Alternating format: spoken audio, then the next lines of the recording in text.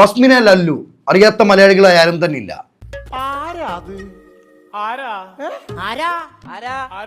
ഇന്ന് തെളിവുകളുമായി ലല്ലുവാണ് എന്നോടൊപ്പം. നമസ്കാരം. ലൈഫിൽ നിന്ന് ഞാനാണ് ഫസ്റ്റിനെ എടുത്ത് മാറ്റിയിട്ടുള്ളത്. എന്നിട്ട് സിറ്റുവേഷൻ വന്നപ്പോഴാണ് ഞാൻ തീരുമാനിച്ചത്. പിന്നെ എന്തിനാ പ്രണയിച്ചത്? സംഗതി കുഴപ്പിക്കാൻ കരുതി കൂട്ടി ഇറങ്ങിയിരിക്കുക അല്ലേ? ഞാൻ അജിന്റെ കുട്ടിയാണ് എന്റെ വയറ്റിൽ കിടക്കുന്നത്, ഞങ്ങൾ പ്രഗ്നന്റ് ആയി എന്ന് പറഞ്ഞിട്ട് ഒരു വീഡിയോ ചെയ്യുമ്പോൾ ബ്രോ പിന്നെ കല്യാണം കഴിക്കാതിരിക്കോ?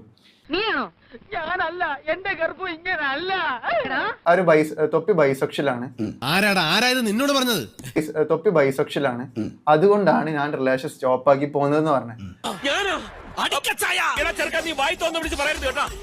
സ്വാഭാവികമായിട്ട് മനസ്സറിഞ്ഞിട്ട് ഇഷ്ടമല്ല തോന്നി, ഒരു സെന്റിമെന്റ്സ് തോന്നി, ഒരു സഹതാപം തോന്നി. എന്നിട്ട് അവള് വിളിക്കുമ്പോഴും അവളെ ഡ്രോപ്പ് ചെയ്ത് കൊടുക്കാൻ, അവള് വിളിക്കുമ്പോൾ ഫുഡ് കഴിക്കാൻ പോകുമ്പോഴൊക്കെ അവളെ പിക്ക് ചെയ്യാൻ, ഇതിനൊക്കെ ഞാൻ അവളെ എനിക്ക് ഒരു താല്പര്യം ഉണ്ടായിട്ടില്ല അവളായിട്ട്. ഒരു ഫീലിങ്സ് എന്ന സംഭവം എനിക്ക് അവളെ ഒരു പാട്ടിലും നോക്കിയിട്ട് എനിക്ക് തോന്നിയിട്ടില്ല. അയ്യോ അങ്ങനെ പറയില്ലേ, വലിയ മഹാനല്ലേ ഇദ്ദേഹം. ഉള്ള ഓപ്പൺ ആയിട്ട് പറയാലോ, ഒരു ബോഡി പാർട്ടിൽ നോക്കിയിട്ട് ഒരിക്കലും ഒരു ഫീലിങ്സ് തോന്നിയിട്ടില്ല. ബ്രോക്ക് അറിയോന്ന് അറിയത്തില്ല, ബാങ് എന്നിട്ടൊരു മിഠായി ഉണ്ട്. അവള് ജ്യൂസ് ഓർഡർ ചെയ്തിട്ട് ജ്യൂസിൽ ഈ ബാങ് മിഠായി കലക്കിയിട്ട്, ജോയിന്റിന്റെ മിഠായിയാണ്, അത് കലക്കിയിട്ട് എനിക്ക് തന്നെ.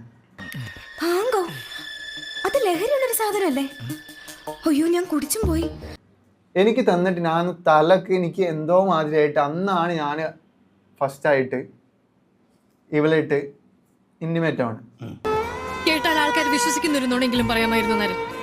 അല്ല, ഈ ബാങ്ക് കലക്കി തരുന്ന സമയത്തെ ഇതിങ്ങനെ ഒരു സാധനമാണ്, ഇത് ഫസ്റ്റ് ടൈം ഒന്നും അല്ലല്ലോ, അത് അത്രയ്ക്ക് അറിയാതിരിക്കാൻ ലല്ലു പൊട്ടനായിരുന്നു. പക്ഷെ നിക്കാഹിന് ശേഷം ഞാൻ അങ്ങനെ ഒരു പരസ്ത്രീ ബന്ധത്തിൽ പോയിട്ടില്ല. ഞാൻ അത്രക്കാരൻ